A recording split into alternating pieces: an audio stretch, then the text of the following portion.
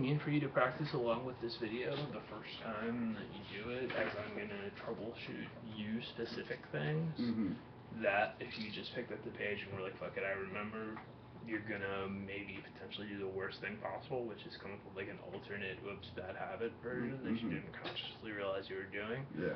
That's a lot harder to unlearn than just like starting over, which is really what we're doing left hand wise. Yeah. So cool, just like the stuff we did, I'm not going to play everything, just everything that requires any discussion.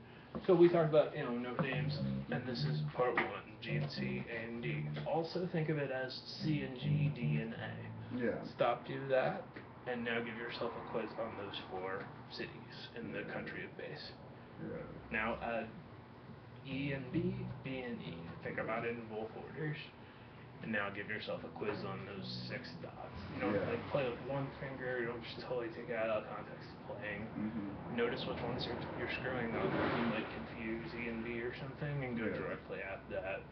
And you have an unlimited amount of time. Don't guess. So awesome. So there, there's our whole we break stuff into sections and finish as we go concept coming up. So much easier to just learn these 4 as part 1 and then add this as opposed to trying to do all 6 consecutively. Yeah. The same would be true if we were learning phrasings that were like this thing and then a shorter one that's similar. And I got to set randomized to member. Excuse me, geography test, randomized to memorize. Belch, belch, belch. Cool. So then our next thing we talked about, it's like left hand, 4 fingers, 4 frets, classical thumb position. So your tendency starts to do this and this, and that all goes back to when it was hard to push down, like it's really not anymore. And you are no shit going to hurt yourself doing that. You don't need to do it. Like, stop doing it now. So that's the whole trip. Is like, you're really gonna have, this will be the frustrating part. Is you really have to start over for everything on this. There's tons of things you can do that way. And when we're in thumb over top position, like we talked about, it's like we're grabbing it with a C shape, so that this part of my hand is touching, and I'm more out in front of the instrument and can still play shit. When you move laterally, your thumb comes along. Don't trail your thumb back. Everyone does that. So just, it's all shoulder and elbow. We also talk about elbow placement. I bet your most comfortable spot to play this shit is at like the 5th or 7th fret. But at the 3rd fret it feels harder. That's because your elbow's pinned against your body. So what if it wasn't? Like you can use a desk chair as training wheels for this. Like I have my elbow resting on it. So anyway, here's the whole thing: is not doing this, not going all up here like that and shit. And you're gonna have to, and I want to really emphasize the taking rhythm out of the process, and not turning scales into songs. Just like it's a list of things you're gonna go through where you can't switch to that technique.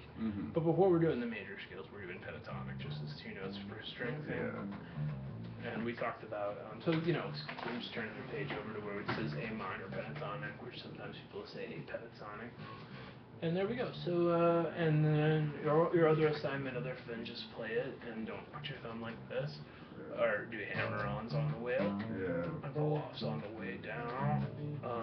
And I encourage you to do it like, just do hammer-ons until you get fast at it, and then just do pull-offs. Otherwise, your brain will only be able to think about the pull-offs if you did the hammer-ons. So, exactly, just order of operations, and start slow, get better at it.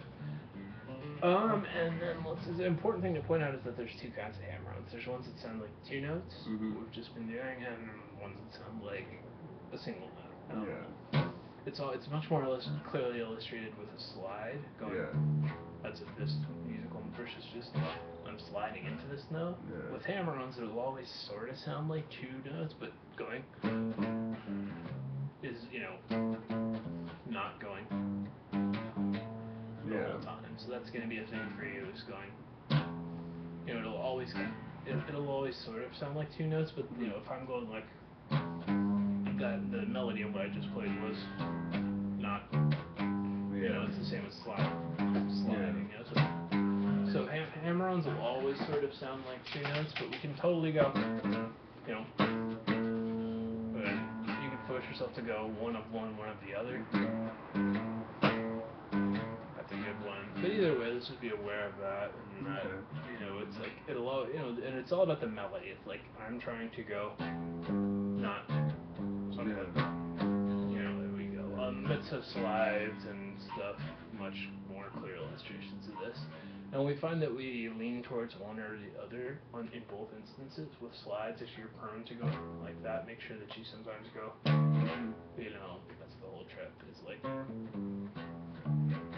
whatever. Cool, awesome. So we're about 5.5 minutes in here when we are switching to talking about major scales, and I'm just gonna time tag that on your page here. We're at about like 5:40 when I start talking about the major scale.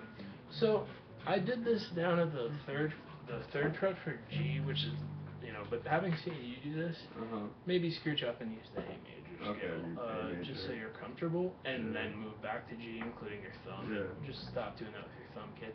It's not like, seriously, if you come in and you're doing that next week, I'm just gonna be like, go back home and come back when you're ready for a lesson. Because this is just a matter of you at home going through this brutally tedious process of retraining your hand and building up muscles and stuff. So, yeah, I'm afraid that you just can't do that anymore. Like, you're gonna hurt your hands. Okay, very, so very exactly badly. again how... Yeah, totally. There's the 4 fingers over 4 frets, classical thumb position. Yeah. And then which doesn't involve any kind of thumb pivoting at the first joint, not at all. Like, you can roll it on it, but none of this at all. Okay. All of that goes back to when it was hard to push down in ways that it's not anymore. Okay. And you're going to be tempted to have your thumb up too high because your palm wants to touch the instrument. Yeah. We're talking about I'm out in front of the instrument. Yeah. So that's just what's up, is you need to embrace that happens a shit ton. Like right now your palm is glued to the instrument. Yeah. So that's the thing, is you're not going to be in that position. You're going to be in that position, which is just going to feel weird first, and no big deal. So yeah, we were doing this, which then, and totally eliminate rhythm. So just pause your video at this point and wrestle with your hand, and if you weren't already, go back to your pentatonics and correct your thumb position. Yeah. So there's 2 thumb positions. There's thumb over top, which we already discussed, like not going like this or any crazy shit with it, just boom and boom, that's all. Yeah. One's for it doesn't matter or I need bends and hammer-ons, one's for I'm doing normal things. Yeah. And there are a lot of things with reaches that are literally impossible with the other technique. All this shit you can fudge your way through. Yeah.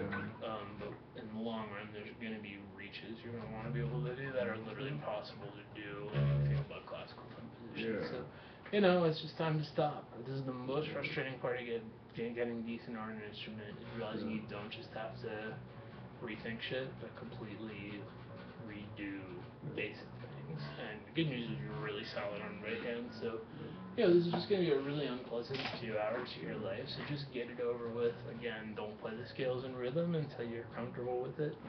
And this ultimately, and I'm just going to write here at like 8:30, talking about, keys and stuff. So what we were just saying there with these major scales was that when I start on G back here, then the notes, the chords that are in the key of G are G, A, B, C, D, E, F sharp, and G. Yeah. And while we're at it, the 1, 4, 5 are major, all the other ones are minor chords, which is pretty easy to memorize, but we're really not going to be thinking about that as much on bass until we get to other concepts. So yeah, there we go. It's like, what chords might there be in a song in there? It's A, B, C sharp, D, E, F sharp, E.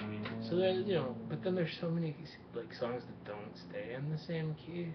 So bright chord changey song, trying to improvise your using your major scale. Anything else, try it. Use your pentatonic. Cool. So here we are, and let me see here. Where's the 10th fret? End of that concept. Great. So that is pretty much what we talked about, and whatever your right hand exercises are, we talked about doing it for the pentatonic, like, rather than using like adjacent strings and stuff. Yeah, you're already good at that, so same string stuff. Yeah. Like all on the same string. and I mean like using the pentatonic like that, and you know.